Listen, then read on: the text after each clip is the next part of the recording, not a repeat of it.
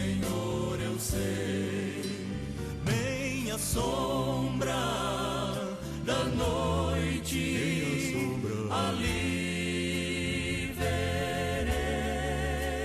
Haverá paz no vale pra mim. Graças a Deus, irmãos, por nós estarmos aqui nesta noite de encerramento desta festa da mocidade aqui da nossa congregação da região de Pirituba. Graças a Deus por tudo quanto Deus aqui certamente já operou, desde quinta-feira à noite, sexta-noite, ontem e certamente hoje. Ele que esteve nos dias passados, Ele está aqui nesta noite para fazer a sua gloriosa e preciosa obra. Eu gostaria de convidar a atenção de todos para a leitura de um trecho da Bíblia muito conhecido, que está no livro do profeta Isaías, no seu capítulo de número 59, tão conhecido até de cor, até mesmo pelas nossas crianças. Mas vamos proceder à leitura.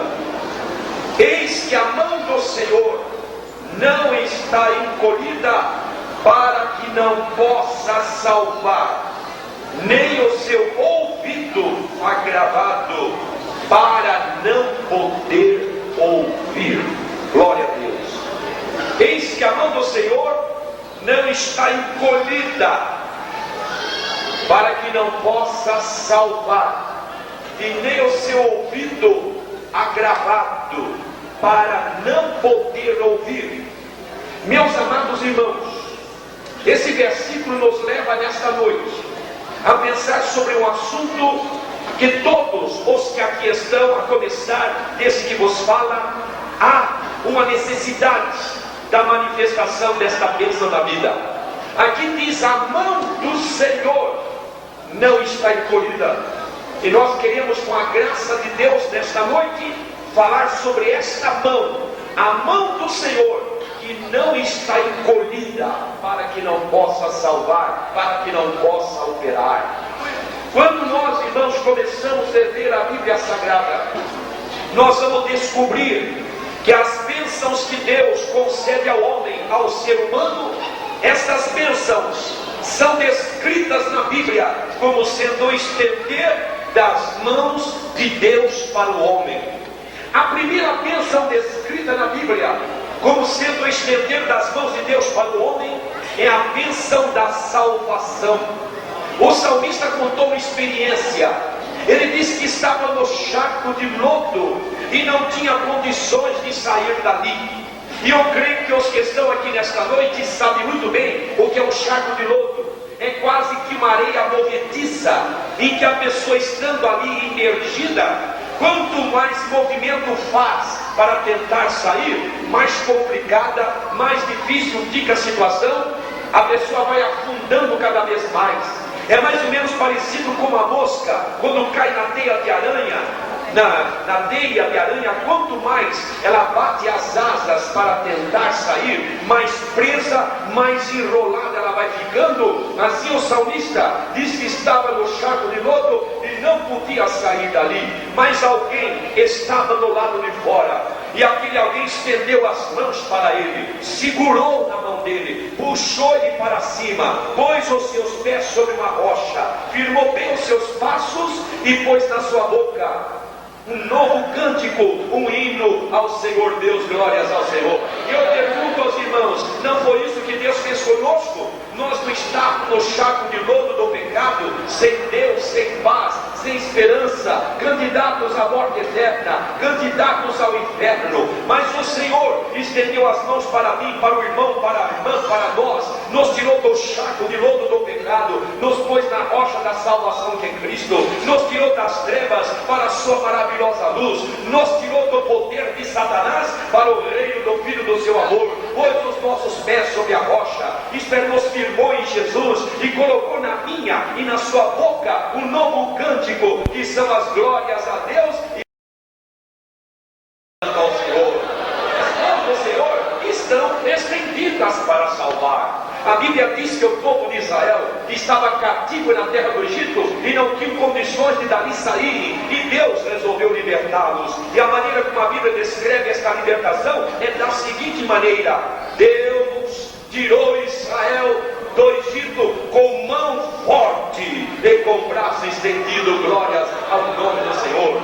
Foi por essa razão que o profeta Isaías, aproximadamente 700 anos antes de Jesus ir até a cruz e realizar a obra de redenção do ser humano, já dizia da sua obra: o Senhor desnudou o seu santo braço perante os olhos das nações. E desnudar o braço, numa linguagem nossa, equivale a arrancar o paletó, arregaçar a manga da camisa. Desnudar o braço, porque vai fazer algum trabalho, vai fazer algum serviço. E foi exatamente o que o Senhor fez. Ele desnudou o seu santo braço para me salvar, me libertar, te libertar e nos dar essa paz, essa alegria, esse gozo que hoje invade a minha, a tua, a nossa alma. Glórias ao nome do Senhor. As mãos do Senhor estão estendidas para salvar. Mas por que estão estendidas para salvar? Estão estendidas para salvar porque o homem, o ser humano, é um pecador. Até já nasce em pecado. Aquela criança bonita que ao nascer a alegria do pai, da mãe, da família, dos amigos, a Bíblia diz que já nasce em pecado. O salmista diz: eis que iniquidade fui formado, e em pecado me concebeu a minha mãe. Não é a maneira da concepção, é o germe do pecado, que estava nos pais, que por sua vez estava nos avós, nos bisavós, indo pelo caminho dos nossos ancestrais. Nós chegamos em Adão, que quando ele pecou, a raça humana caiu, o pecado entrou na terra, e o pecado passou a todos os homens. Por isso que todos pecaram, diz a Bíblia, e destituídos estão da glória de Deus. É por essa razão que a Bíblia diz que Deus encerrou a todos debaixo do pecado, para com todos usar da sua misericórdia. Sim, a Bíblia diz que todos pecaram. A Bíblia diz que Deus olhou lá do céu para a terra e viu que todos se extraviaram e juntamente se fizeram imundos.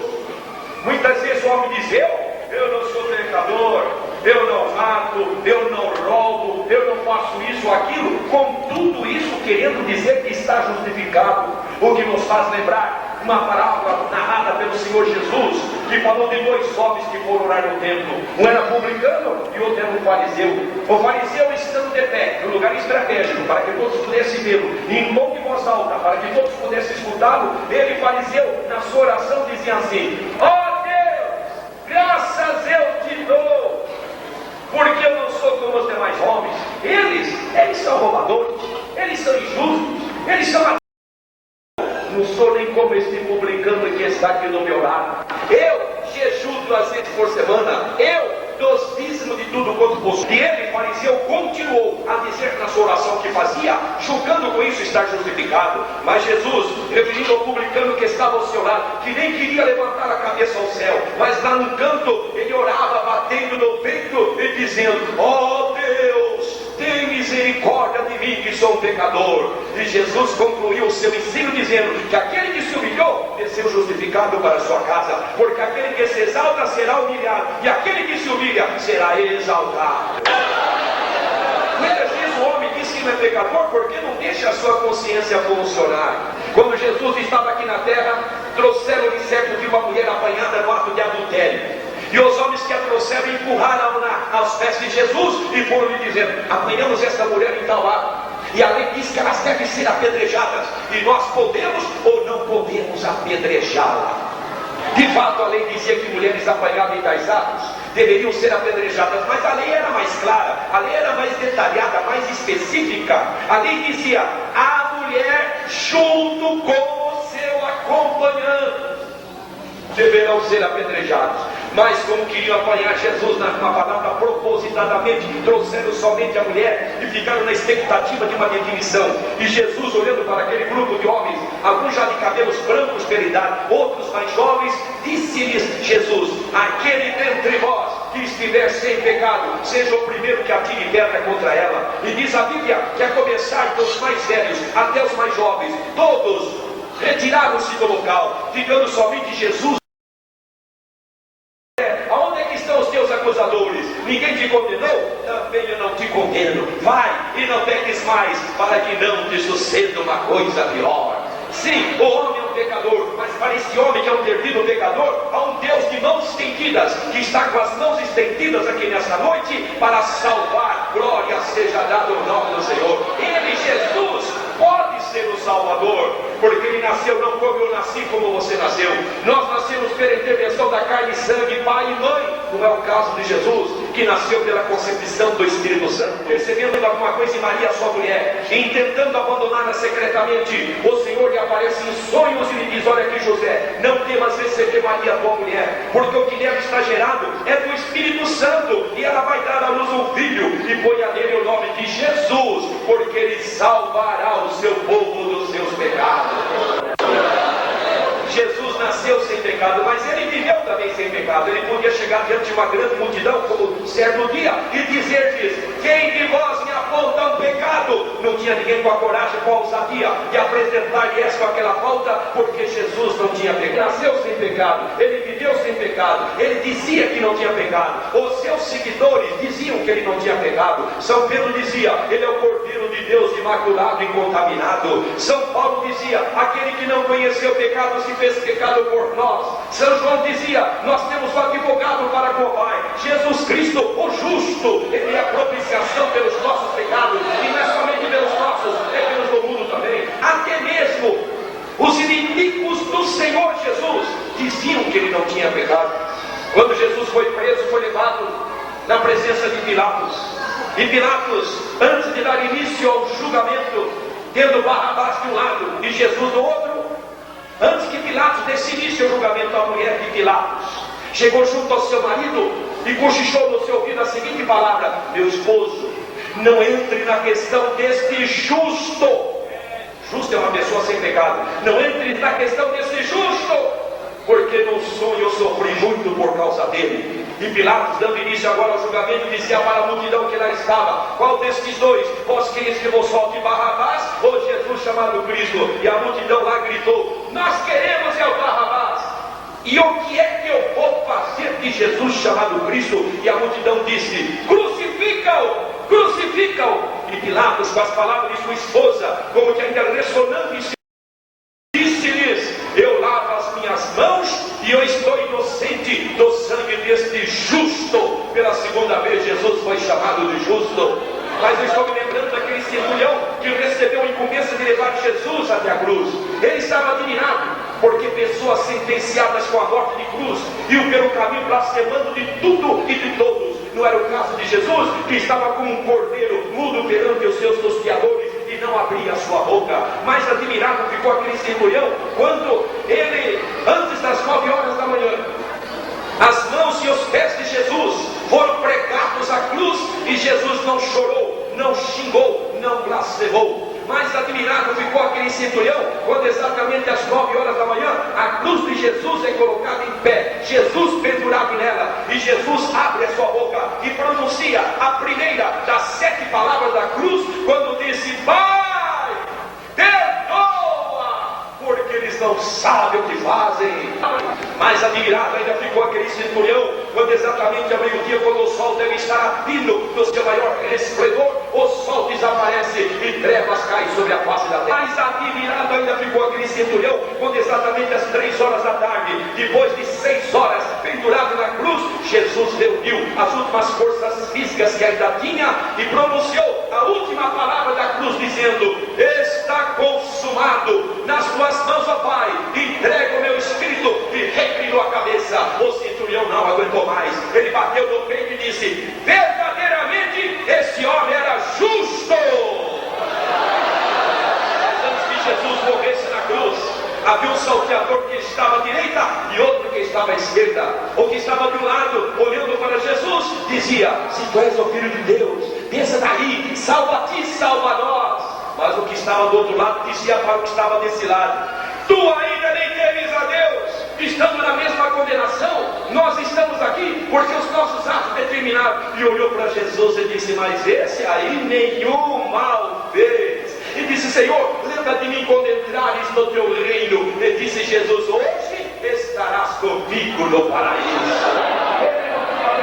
Mas ele morreu pelos nossos pecados, levou no seu corpo os nossos pecados sobre a madeira. hoje mortos para o pecado, possamos viver para a justiça. Ele morreu, é verdade, mas ressuscitou e está agora sentado à destra de Deus Pai Todo-Poderoso, com todo o poder nos céus e na terra, e diz a Bíblia que Ele pode salvar perfeitamente os que por Ele se chegam a Deus. Por isso Ele disse: eu sou o caminho, a verdade e a vida, e ninguém vem ao Pai senão por mim. Por isso que a respeito dele, o apóstolo Paulo, quando pregava, dizia: entre Deus e os homens há um que está no meio, um mediador, esse mediador é Jesus. Foi por isso que Jesus também disse: eu sou a porta, se alguém entrar por mim, salvar-se-á, e entrará e achará passagem. Meu amigo, meu senhor, minha senhora, meu jovem, minha jovem, distinto casal que está conosco aqui nesta noite, não importa a vida que você tenha vivido, não importa a circunstância na qual você esteja envolvido, eu queria te dizer que há uma mão poderosa aqui nesta noite, que pode salvar, transformar, libertar, regenerar, porque o Evangelho não é religião. O Evangelho não é religião. De religião o mundo está cheio, e cada dia surge uma nova. Às vezes a pessoa está caída na sarjeta embriagada, e ele levanta a cabeça e a voz e diz: eu tenho a minha religião. Nós passamos nessas regiões duvidosas, onde mulheres de vida fácil estão perambulando a caça de uma vítima. Ela diz: eu tenho a minha religião. Nós passamos em regiões onde jovens estão tomando picada de drogas, envolvidos por tóxico. Eles dizem: eu tenho a minha religião. Eu preguei durante muitos anos ali na casa de detenção, no avião 7 e avião 9. Tenho a minha religião. E até quando Jesus chegou neste mundo, já havia algumas religiões, mas foi a respeito das que existiam que Jesus disse: todos os que vieram antes de mim são ladrões e salteadores, mas eu vim para que tenham vida e a tenham com abundância. Evangelho é poder de Deus, Evangelho liberta, Evangelho transforma, Evangelho faz uma obra de libertação, liberta o homem do pecado, liberta o homem do medo da morte, liberta o homem do medo da eternidade, liberta o homem do medo da justiça, liberta o homem dos seus problemas, liberta o homem de obras de feitiçaria, liberta o homem das suas inquietações, das suas apreensões, porque Evangelho é poder, Evangelho é graça, Evangelho é libertação, Evangelho é voz de Deus, é a glória de Deus, é o poder de Deus, é a natureza de Deus, é a vida de Deus, é o sentimento de Deus, é o Espírito de Deus operando na vida do homem. As mãos do Senhor, primeiro, estão estendidas para salvar. Segundo, estão estendidas para curar as enfermidades. Grande parte dos milagres operados pelo Senhor Jesus, a Bíblia diz que Ele estendeu a sua mão sobre o enfermo. Lembremos daquele leproso. Que situação difícil do leproso.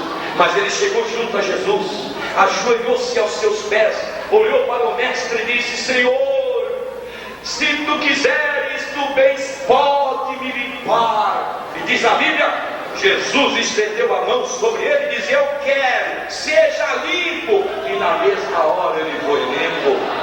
Lembrando daquela mulher que andava encurvada, já fazia 18 anos e não podia endireitar-se de modo algum, mas ela estava numa sinagoga em que Jesus estava pregando, e Jesus, vendo a situação aflitiva, angustiante assim, e quando a mulher chega junto a Jesus, diz a Bíblia, Jesus pôs as mãos sobre ela, e ela logo se endireitou e dava glórias a Deus. Lembremos da sogra de Pedro que estava doente na cama com febre, e Jesus foi até onde ela estava, diz a Bíblia, pôs as mãos sobre ela, e ela logo se levantou curada e o servia. Lembremos daquele cego, diz a Bíblia que Jesus pôs a mão na sua vista e ele começou a ver. Lembremos daquele mudo, diz a Bíblia que Jesus pôs a mão na sua língua e ele disparou a falar. Lembremos daquele surdo, em que Jesus pôs a mão no seu ouvido e ele começou a ouvir. Glória a Deus, as mãos do Senhor estão estendidas para curar. E se tem alguém aqui nessa noite que está enfermo ou enferma, eu tenho uma boa informação: há uma mão trabalhando aqui, e essa mão pode tocar em você, e a hora que ela tocar em você, você vai receber a cura pelo poder de Jesus Cristo. Irmãos, que maravilha! Esse Deus que nós servimos, Ele tem muitos nomes na Bíblia. E eu gosto de ler os nomes de Deus na Bíblia, que são muitos, mas vejamos alguns. Ele é chamado Jeová Shalom, o Senhor que é a nossa paz. Ele é chamado Jeová, o Senhor que é o nosso pastor. Ele é chamado Jeová Sidkeno, o Senhor que é a nossa justiça. Ele é chamado Jeová Nisi, o Senhor que é a nossa bandeira da glória a Deus. Ele é chamado Jeová Rapá, o Senhor que cura. colocando diante de Deus, vai abrindo o seu coração, deixa Deus operar, porque a mão de Deus que já está trabalhando, ela vai continuar a trabalhar. E muita gente nesta noite aqui vai ser tocado pela mão de Deus, e a eternidade vai sair em nome de Jesus. Deus aqui está reunida para adorar a Deus em espírito e verdade.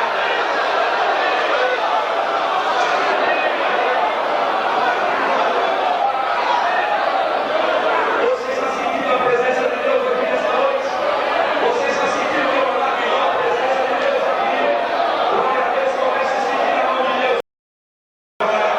Muita gente vai ser tocada pela mão de Deus aqui nesta noite. Muita gente vai sair daqui dizendo: a mão de Deus me tocou, ela terminou.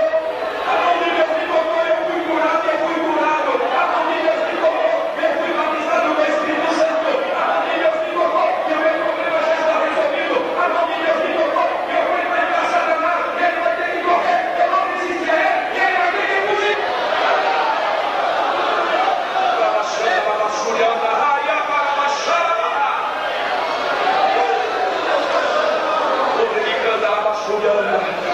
Há uma mão estendida aqui. Ele quer tocar na vida de cada um. Deus não tem privilegiados aqui. Ele está esperando pessoas que abram o seu coração. Abra o seu coração para Deus, irmão, e comece a sentir essa mão. E quando essa mão nos toca, nós sentimos, irmãos, aquela energia, aquele poder que vem do céu, aquela unção gloriosa. E como é glorioso ser batizado com o Espírito Santo. Como é glorioso receber o poder de Deus na vida. É uma reunião onde a maioria dos que estão aqui são jovens. Pois eu quero dizer, jovem, Jesus quer te batizar com o Espírito Santo. Alguns aqui conhecem o meu testemunho. Eu era um jovem como você. Eu tinha 18 anos e 3 meses de vida, quando pela primeira vez adentrei uma igreja, ouvi a pregação do Evangelho, levantei minha mão no apelo, oraram por mim naquela noite de domingo, e Jesus me salvou. Um mês depois era uma noite de vigília, convocada pelo pastor de igreja. Lá estava eu, vigília de sábado para domingo, começando às 11 da noite e até 5 da manhã do domingo. E quando foi por volta de 1 da madrugada, o pastor da igreja fez o primeiro intervalo da vigília e abriu a Bíblia e começou a falar sobre o batismo com o Espírito Santo. E terminada a exposição muito breve, ele diz: irmãos, Jesus batiza com o Espírito Santo. E disse mais naquela madrugada: se tem alguém que está crendo, nós vamos orar todos juntos aqui na frente e Jesus vai batizar. E ele convidou que viesse à frente. Eu saí lá do meu canto, vim, foi o primeiro a chegar, fiquei encostado ao púlpito assim. Outros chegaram e ficou um grupo muito grande de irmãos assim na frente. E começou a oração, e glória a Deus aqui, aleluia lá, e glória a Deus ali, e aleluia por lá. E aquilo foi tomando volume, glória a Deus, aleluia. Dali a pouco o poder de Deus caiu, e Jesus batizou uma moça lá com o Espírito Santo. Dali a pouco Jesus batizou um irmão lá com o Espírito Santo. E eu estava encostado no púlpito, no meio de câmera crente. Eu não sabia nem orar, como pouco sei ainda, mas eu orei com tanta fé, disse: Jesus, me batiza também, Jesus. E dali a pouco o céu se abriu, e uma tocha de fogo desceu lá de cima e caiu bem em cima de mim. E quando caiu em cima de mim, eu comecei a falar em línguas estranhas, em mistérios com Deus. O rosto foi parar no chão. Era uma noite de um calor tremendo, a roupa ficou molhada, o chão ficou molhado, mas eu estava falando em línguas ali, glórias ao nome do Senhor. O pastor, quando viu aquele movimento do Espírito Santo, começou a cantar alguns corinhos. Quando estava lá pelo terceiro corinho, eu levantei falando em línguas. Só que quando abri os olhos, irmão, não tinha mais ninguém na frente. Os irmãos já tinham retornado a seus lugares, só eu estava de pé na frente, falando em línguas. Só quem é batizado sabe como é maravilhoso.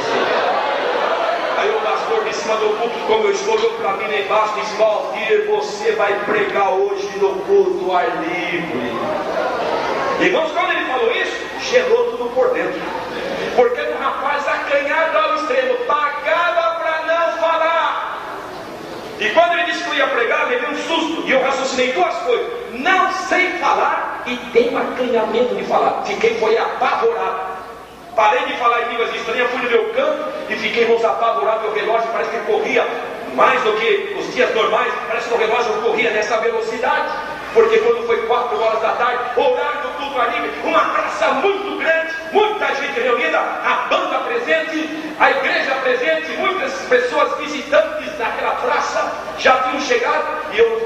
para aquela praça a pé. Cada passo que eu ia dando, eu ia dizendo: Jesus, eu não sei falar, Jesus. Eu tenho acanhamento de falar, Jesus. Se eu não for lá de noite, o pastor me chama num canto e vai dizer: irmão, por que o irmão não veio? E se eu for, ele vai me dar oportunidade, Jesus. Que luta, irmão. Cheguei na praça aflito. Quando eu parei na esquina, já tinha começado a reunião. E eu parei bem longe e comecei a raciocinar: vou ou não vou? Vou ou não vou? Eu queria ir, irmão. Quando eu lembrava que ele ia me dar oportunidade, eu ficava apavorado e eu voltava para trás. Vou ou não vou? Vou ou não vou? E os minutos começaram a passar. E eu não tinha decisão nenhuma. De repente eu resolvi: eu não vou. Não tenho coragem. Mas eu queria assistir o culto, como diz o povo. Aí eu li assim 30 metros mais ou menos de onde estavam os irmãos. Tinha uma banca dessa que vem de jornal, banca de jornaleiro. Estava encostado numa árvore, uma fresta entre a banca e a árvore, talvez entre 10 a 15 centímetros. E eu raciocinei: pronto, meu problema está resolvido. Eu fico atrás da banca e vou ouvir tudo, ver o culto. E esse negócio que o pastor disse que vai ter que pregar, vai ficar para outro dia. E eu estou atrás da banca, tranquilo, ouvindo tudo pelo serviço de som. A corneta estava pendurada lá na árvore. Dali a pouco o pastor, com o microfone na mão, começou a dizer: agora nós vamos ouvir o testemunho do jovem. Ele está muito alegre. Faz algumas semanas que ele se entregou a Jesus. E agora a palavra está com o irmão Valdir. E só tinha o Valdir naquela igreja. E quando eu vi meu nome, eu olhei pela brecha assim. Os irmãos de lá estavam olhando na minha direção, como que dizendo: como é, irmão? Não vem aqui com a gente? Eu levei um susto, irmão. Perdi o controle. O coração começou a bater assim. Fiquei descontrolado. E exatamente por ficar descontrolado, eu fui lá. Cheguei lá, abri a rodinha, eu entrei logo, põe o microfone na mão e o microfone tremia. Jesus, o que eu faço agora? Todo mundo olhando para mim. Mais acanhado eu fiquei ainda. E passava o tempo e não saía nada. E eu acanhado, todo mundo olhando para mim e eu para ele, mais acanhado ainda. Eu falei: sabe uma coisa? Eu vou fechar os olhos. Pelo menos não vejo ninguém olhar para mim. Acabou o problema. E quer saber de uma coisa? Eu fechei os olhos. Só que quando eu fechei os olhos, eu abri a boca. Quando eu abri a boca, usando aqui uma linguagem figurada, Deus abriu a torneira dele lá em cima. E começou a mandar alguma coisa para cá, eu punha para lá. Mandava para cá, eu punha para lá. Aí foi abrindo a torneira, foi abrindo. Vinha mais. Eu pondo para lá, eu pondo para lá. Daí a pouco ele começou a abrir muito, foi abrindo, foi abrindo. Eu não aguentava falar tanta coisa ao mesmo tempo. Não estava acostumado a falar. Eu falava, fazia uma pausa para respirar. E falava, e tinha mais, e tinha mais, e tinha mais. E não parava, e tinha mais, e tinha mais, e tinha mais, e tinha mais.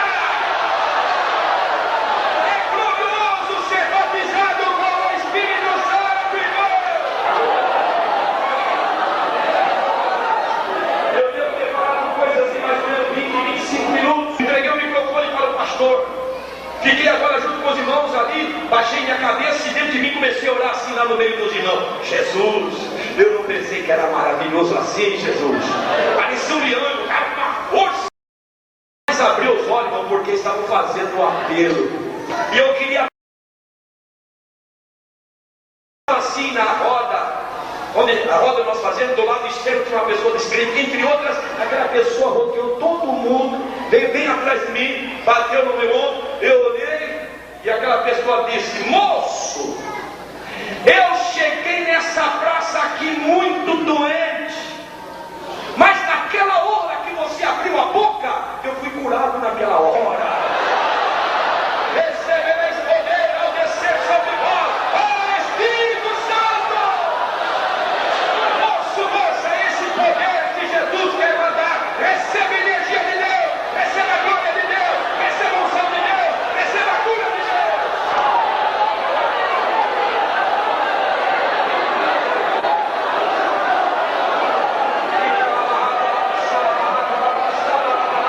Comece a glorificar a Deus.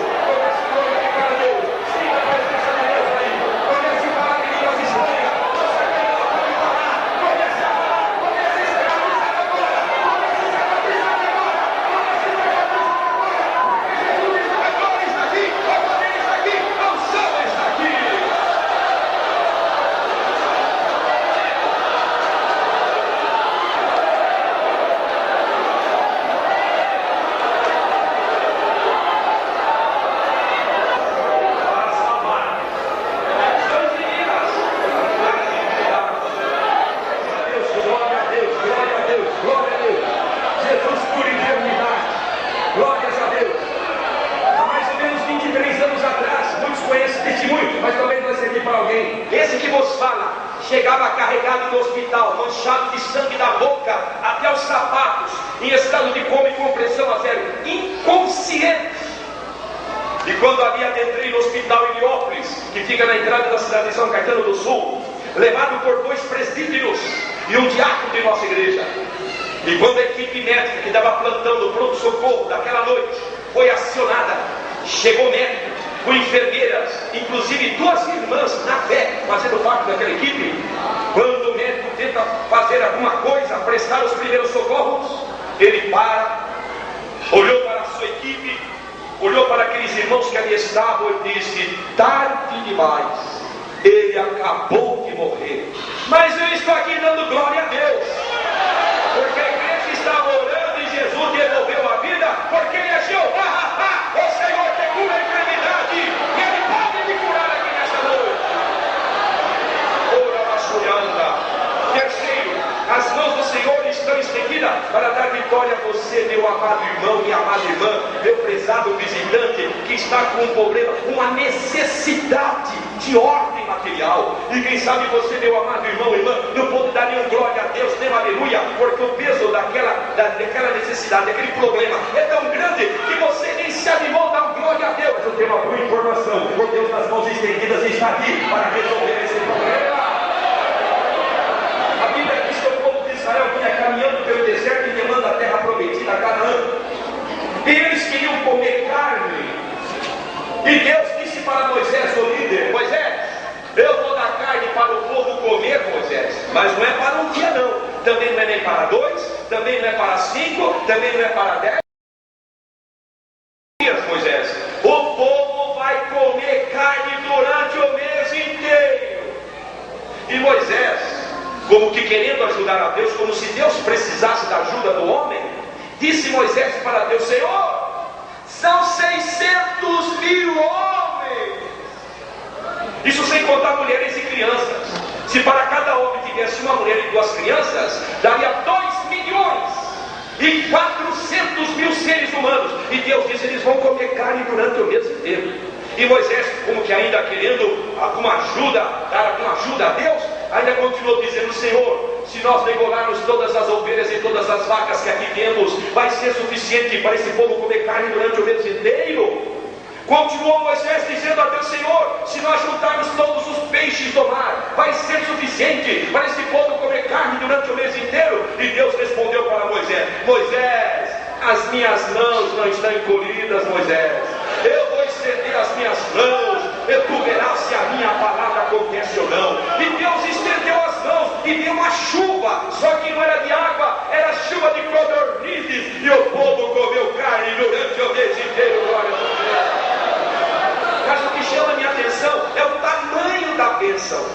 Diz que quando as codornizes vieram, a quantidade era tão grande que era caminho de um dia de um lado e caminho de um dia de outro lado, e mais ou menos 2 côvados de altura, que transformando em nossa linguagem é mais ou menos 38 quilômetros nessa direção, 38 quilômetros em outra direção, e quase 1 metro de altura. Para que você tenha ideia, é sair daqui de Pirituba e caminhar até o aeroporto de Cumbica a pé. Depois você sai do aeroporto de Cumbica e vai até a cidade de São Bernardo do Campo a pé.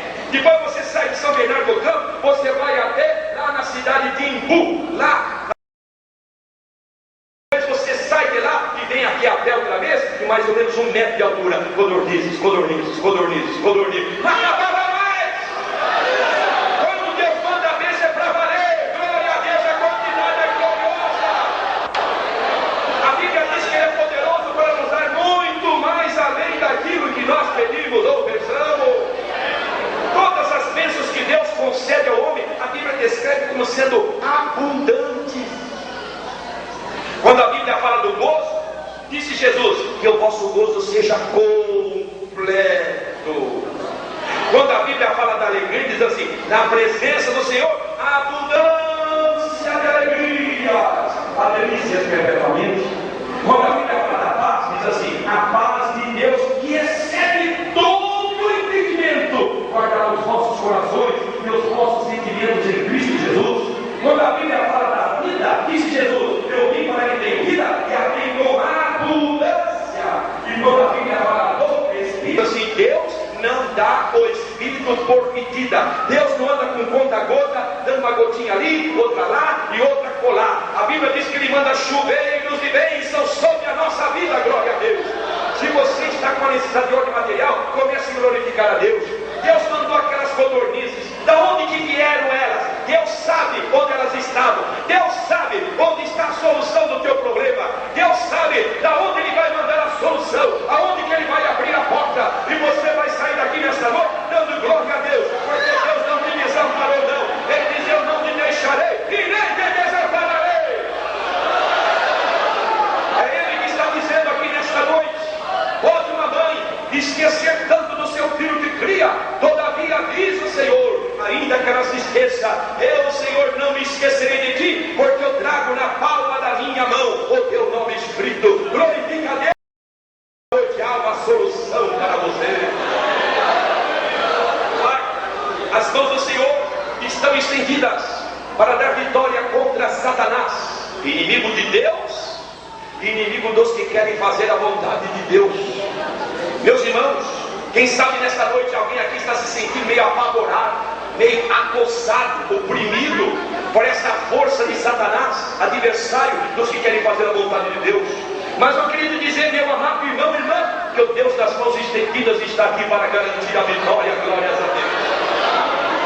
Lá no passado, a Bíblia diz que o rei Senaqueribe era rei da Síria, e ele tinha um exército na época tido como invencível. Ninguém parava diante do poderio daquele exército. Ele já havia destruído 9 cidades. Ele chegava numa cidade e a cidade era rodeada de muros altos. Ele ficava do lado de fora, pressionando muitos dias, e o povo lá começava a padecer necessidades.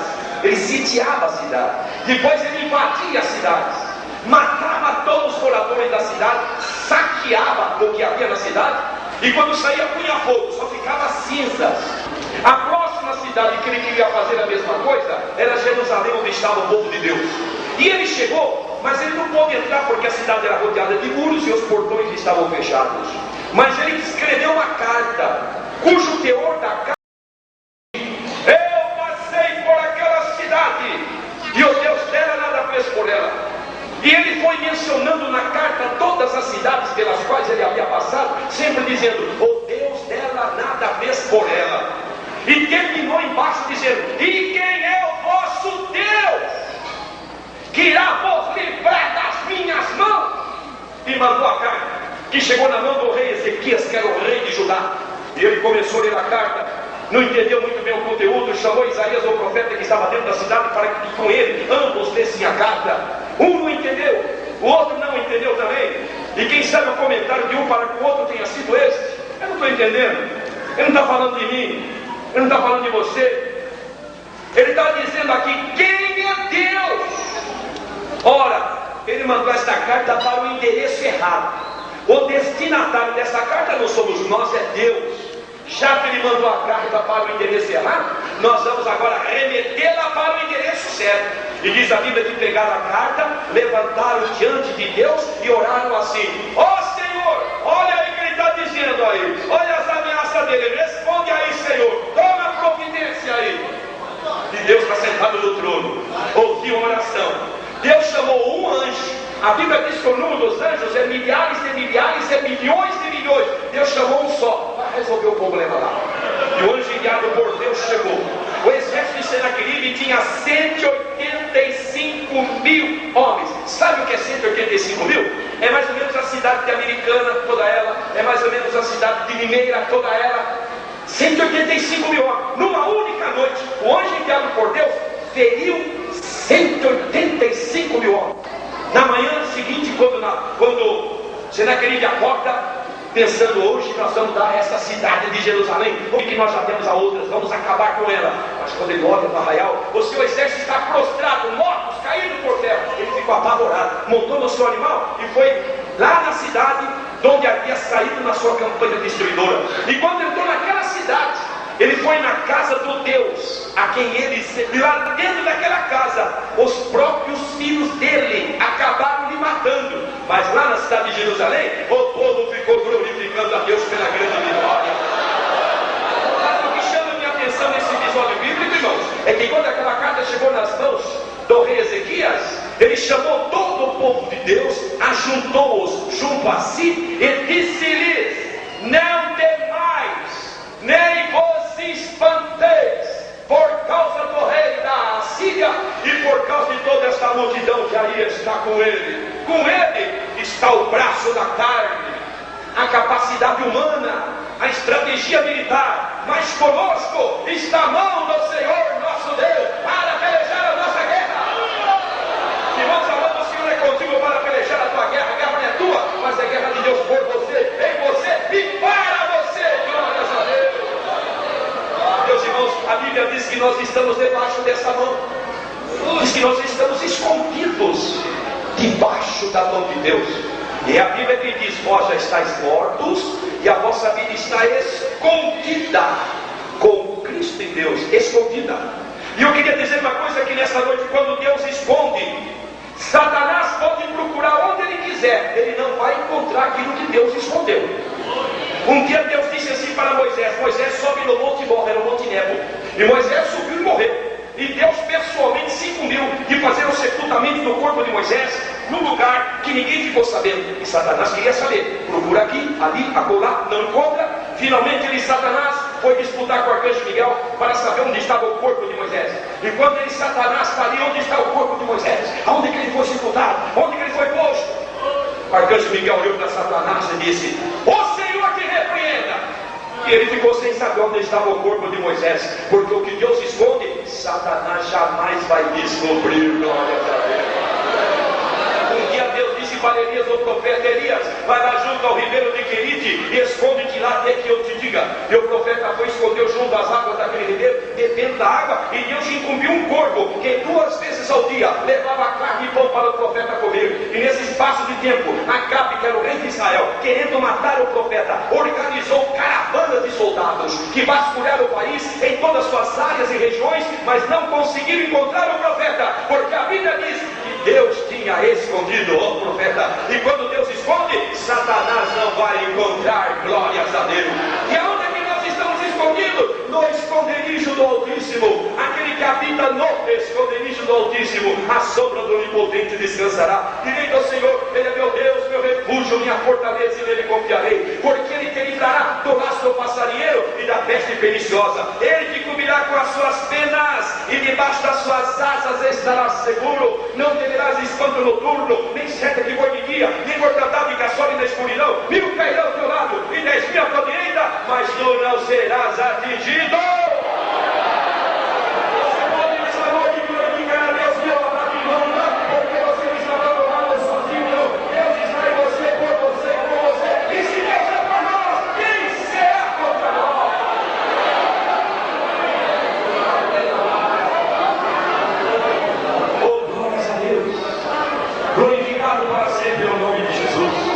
Mas as mãos do Senhor estão estendidas aqui para dar vitória a você, meu amado irmão, meu amado amigo, visitante, que nos honra com a sua presença aqui esta noite. Naquele problema, aquele que é tido como insoluto, caso perdido, caso encerrado, impossível. Pois eu quero dizer que para o Deus das mãos estendidas não há impossível. E Ele nesta noite pode te dar a vitória e você sair daqui glorificando a Deus pela vitória alcançada. Eu me lembro que Herodes mandou prender a Pedro e mandou colocá-lo na prisão. E para que Pedro não escapasse, ele colocou 16 soldados para guardar a prisão. E para dar mais segurança, para que não houvesse fuga, amarrou Pedro com uma cadeia a um soldado na mão esquerda e com outro na direita. E Pedro está ali sentado, soldado à direita, soldado à esquerda, imobilizado. Pedro olhava para cima, tinha soldado, quem sabe, na guarida. Olhava lá na porta, tinha um soldado na porta. À direita tem um soldado, à esquerda tem um soldado. 16! Humanamente falando, impossível sair dali. Mas a igreja que estava não muito distante daquele local estava orando por Pedro. E Deus mandou um anjo na prisão. A prisão até então estava toda escura, mas com a chegada do anjo ficou totalmente iluminada. E o anjo chegou com a mão de Deus, e tocou assim na ilhaga, parte das costas do ser humano, tocou na ilhaga de Pedro e disse: levanta aí, pega aí a tua capa, pega aí as tuas alpacas e me siga. E quando Pedro, que está ali preso com cadeias na mão direita e esquerda, Ele esboçou uma reação de levantar, partiram-se as cadeias. Pedro ficou livre, colocou sua capa, colocou as alparcas e começou a seguir o varão, que era o anjo que ia na frente. Quando chegou no portão de ferro, sem que ninguém metesse a chave no cadeado, ou que fosse fechadura, ou que fosse a tranca que foi removida, a Bíblia diz assim: o portão abriu por si mesmo, glórias a Deus. E Pedro já estava andando na rua, de repente Pedro cai na realidade e diz: ah, o Senhor mandou seu anjo e me livrou, glórias a Deus. Quem sabe você está numa prisão, aquele problema difícil e impossível, é uma verdadeira prisão. Olha para a direita, você está amarrado. Você olha à esquerda, você está amarrado, está atado com as duas mãos. Você olha lá na frente, o portão está trancado e os guardas estão lá. E você diz: meu Deus, eu olho para a direita, o problema está. Eu olho para a esquerda, o problema está. Eu olho para cima, o problema está. Eu olho na frente, o problema está. Eu olho para trás, o problema está. Como é que eu vou sair da prisão? Dessa dificuldade, desse problema, dessa solução, dessa dificuldade insolúvel para a minha vida? Como que eu vou sair? Aquele mesmo Deus, cujas mãos tocou em Pedro lá na prisão, é o Deus que está com as mãos estendidas para tocar em você, é tirar você da prisão desse problema. E você, meus irmãos, às vezes nós crentes ficamos com um problema tão difícil dentro daquela arca. Sabe, irmãos, eu gosto de ler na Bíblia muitas coisas, e principalmente sobre a arca de Noé, porque entre tantas coisas que a gente descobre, tem duas que sempre chamam a minha atenção ali. Eu fico admirado. Tinha tudo, mas faltava duas coisas. A arca de Noé não tinha leme, e a arca de Noé não tinha remo. Não tinha leme para que Noé dissesse: olá, meus filhos, sem cão e chapéu, vamos virar a arca para a direita, vamos virar para a esquerda. Não tinha leme. Também não tinha remo para que ele dissesse: olá, meus filhos, sem cão e chapéu, cada um correndo na mão, vamos lá, 1, 2, 3, para frente, atrás. Não tinha remo.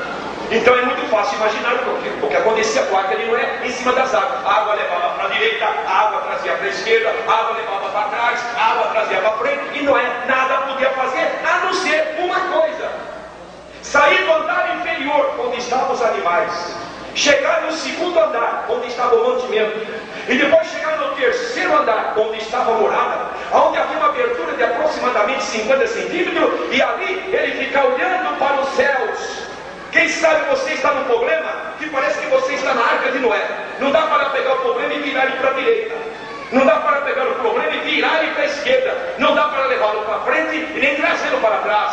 E você está dizendo: meu Deus, como é que eu vou sair desse problema? Você poderá fazer a mesma coisa que fez Noé: sair do andar inferior de uma vida voltada somente para coisas materiais, chegar no segundo andar, onde você vai se alimentar da palavra de Deus e as suas infalíveis promessas, e depois chegar no terceiro andar, que fala da plena comunhão com Deus, onde através da fé em Deus, pela janela da esperança, você vai ver um Deus que está com as mãos estendidas, poderoso para te ajudar.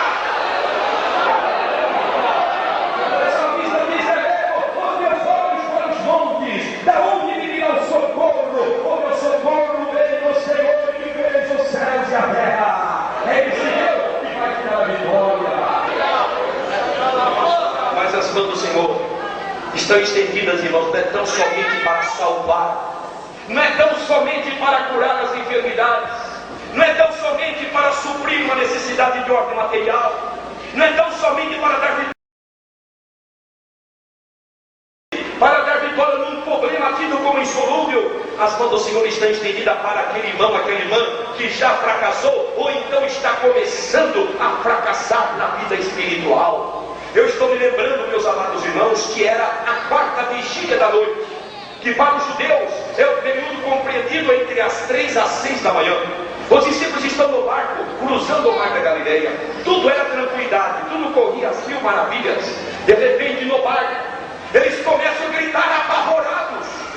E não era para menos. É que olhando por sobre as águas, eles viram um vulto que vinha andando em cima da água, na direção deles. E eles ficaram apavorados. Só que aquele vulto era Jesus, que vinha andando sobre as águas para ter um encontro com eles. E Jesus, percebendo que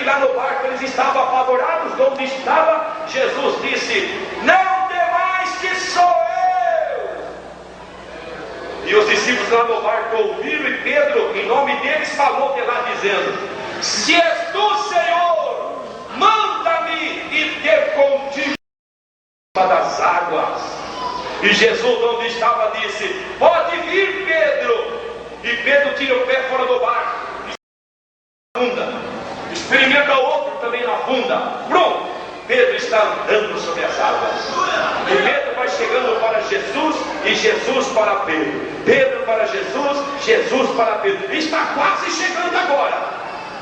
E Pedro estava olhando para Jesus. É o mestre, que maravilha, é Jesus mesmo.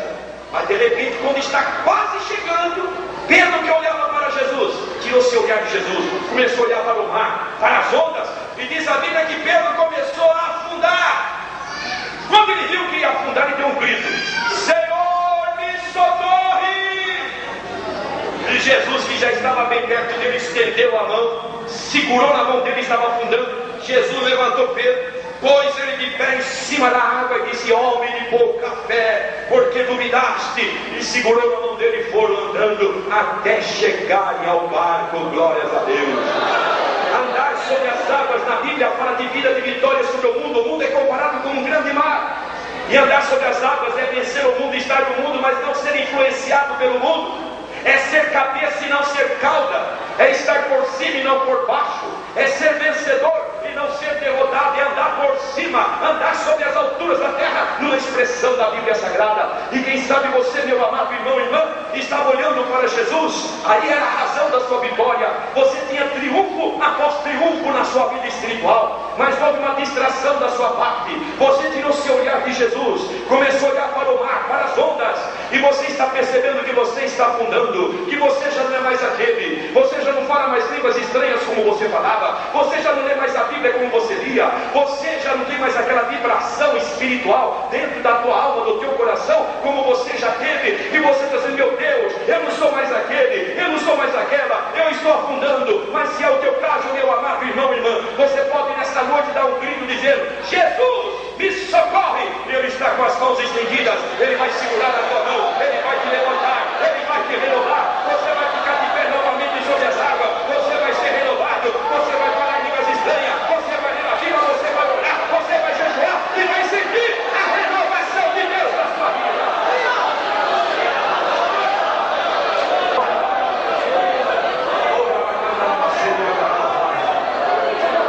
Mas irmãos, as mãos do Senhor estão estendidas aqui nesta noite para batizar com o Espírito Santo. Glórias a Deus. Meus irmãos, lá em Israel, na época do profeta Elias, houve uma ocasião em que ficou 3 anos e meio sem cair um pingo de água. Nós, no início dessa reunião, tínhamos chuva aqui abundante, pois lá fazia 3 anos e 6 meses que não caía um pingo de água. E não caindo água, não adianta plantar. E não plantando, não tem o que comer. E não tendo o que comer, a morte chega para todos. A situação é difícil, mas o profeta Elias pegou seu Monte Carmelo para orar a Deus, para Deus mandar chuva. Quando chegou no topo do monte, ele sentou no chão, pegou o rosto, enfiou no meio das pedras, encostou o rosto no chão, na terra, e começou a orar para que Deus mandasse chuva. E foi orando, e foi orando. Quando terminou de orar, ele não saiu daquela posição, mas numa linguagem nossa, ele disse para o seu auxiliar que ali estava: tem algum sinal de chuva por aí? E o rapaz olhou para cima, para os lados, e numa linguagem nossa respondeu: olha, não tem nenhuma nuvem por aqui. E o profeta fez a segunda oração. Terminada a segunda oração, não saía da posição, fez a mesma pergunta. Sabe qual foi a resposta? A mesma, tudo azul. Na terceira oração, tudo azul. Na quarta oração, tudo azul. Se fosse um de nós que estivesse orando no lugar do profeta, quem sabe seríamos tentados a pensar assim: ah, já faz 1 ano, já faz 2 anos que eu estou orando para Jesus me batizar com o Espírito Santo, até agora ele não me batizou, eu acho que até ninguém vai me batizar mais. Aí o diabo aproveita e bate, aí vem cochichar no seu ouvido a seguinte mensagem: é isso mesmo, ele não vai te batizar, você não merece, ele não vai fazer a obra na sua vida. Mas ele vai sim, irmão, ele não é homem para que minta, e ele tem o nome e ele não faria, oraria a ele, e não confirmaria. Deus dela sobre a sua palavra para cumpri-la. E foi a sexta oração, resposta, tudo azul. Fez a sétima oração, fez a mesma pergunta. Quase que a resposta do moço foi a mesma, mas o moço logo diz: espera, espera, eu estou vendo uma coisa nova agora. E disse o rapaz: eu estou olhando em direção ao mar, e eu estou vendo uma nuvem que começa a se levantar do mar, e a nuvem está indo de um lado para outro, está se movimentando. Espera, disse o rapaz, a nuvem está ficando com o formato da mão de um homem, e a mão agora está subindo, e a mão está subindo, e a mão está subindo, e a mão está subindo. Quando o profeta que orava viu dizer que subiu uma nuvem, a nuvem se transformou numa mão, era a mão de um homem, a mão estava subindo, e a mão ficou estendida, o profeta se levantou imediatamente e disse para o rapaz: rapaz, pega o rei Acabe, está aí nas imediações, diga para ele pegar sua carruagem e correr imediatamente para o palácio, porque vai vir uma chuva tão forte. Disse o profeta: eu estou ouvindo o ruído de uma abundante chuva que Deus vai mandar. E lá estava uma mão estendida, daqui a pouco nuvens começaram a se formar acima daquela mão, e daqui a pouco chuva caía sobre a terra, que fazia 3 anos e 6 meses que não via um pingo de água, mas caiu chuva, porque a mão estava estendida. Pois eu quero dizer que essa mão está estendida, e vai chover aqui nesta noite, já choveu lá fora, vai chover aqui, mas no pouquinho nós temos um telhado. Eu estou falando da chuva do Espírito. Se alguém está com guarda-chuva e tem incredulidade, pode tirar, porque vai cair chuva de Deus aqui, porque a mão de Deus está estendida. Vai abrindo o seu coração, porque Deus vai derramar poder. A glória dele está nesse lugar, a presença do Espírito, eles esquecido, e Jesus ainda batiza com o Espírito Santo. E você que não é batizado, vai abrindo o seu coração, vai abrindo a sua alma, vai adorando a Deus em espírito e verdade, vai clamando, vai suplicando, porque a mão do Senhor está aqui para garantir a vitória. É Ele quem promete e é Ele quem vai fazer a obra. Glórias a Deus. Meus irmãos, Jesus ainda batiza com o Espírito Santo.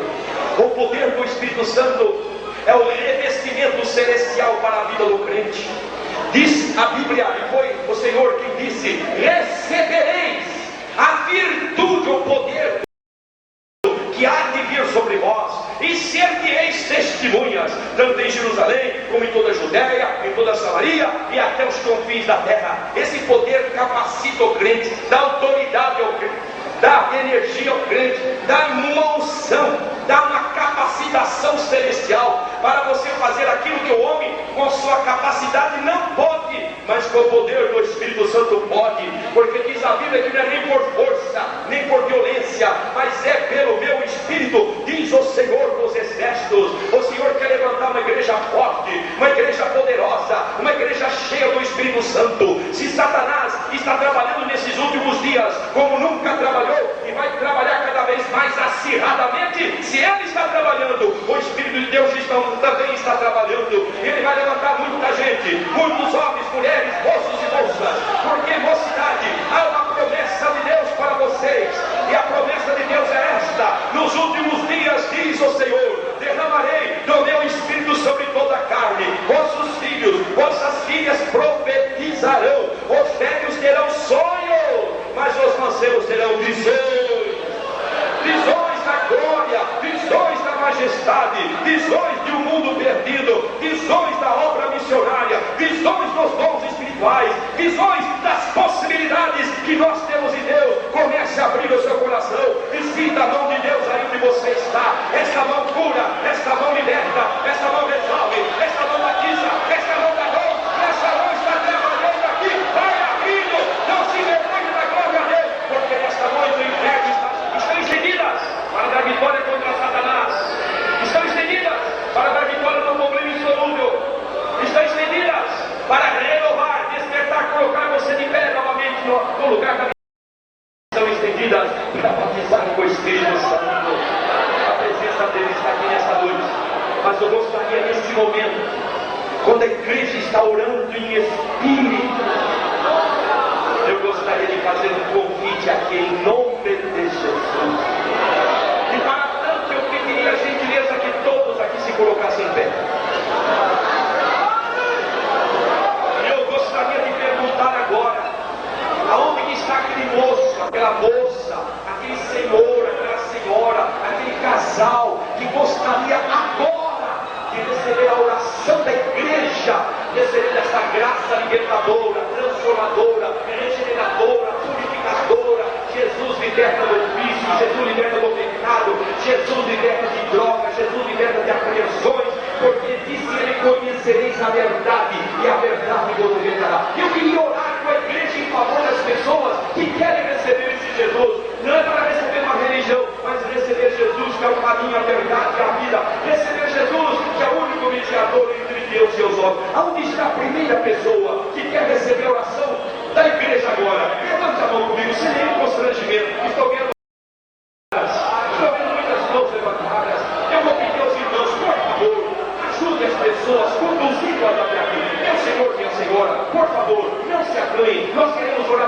você. Eu estava num culto, como eu vos dizia, alguém falou desse Jesus que eu tenho nos falado nesta noite. Na minha frente, oraram por mim, Jesus me salvou, Jesus vai salvar também você. Pode vir como você estiver, pode vir com o seu problema, com a sua luta, com a sua dificuldade, com a sua indignação. Não deixe para fazer amanhã o que Deus está pedindo que você faça hoje. Hoje é dia de salvação, hoje é dia de perdão, hoje é dia de reconciliação, hoje é dia de ter paz de Deus na alma, libertação de Deus, conhecereis a verdade e a verdade vos libertará. Em nome de Jesus, pode vir, nós esperamos você chegar. Nós queremos orar. Uma pessoa feliz, uma pessoa cheia da glória, uma pessoa em comunhão com Deus, uma pessoa que tem certeza da sua salvação, certeza que se você morrer agora, o seu corpo que é pó, em pó se tornará, mas a tua alma, o teu espírito vai lá ter com Jesus no paraíso.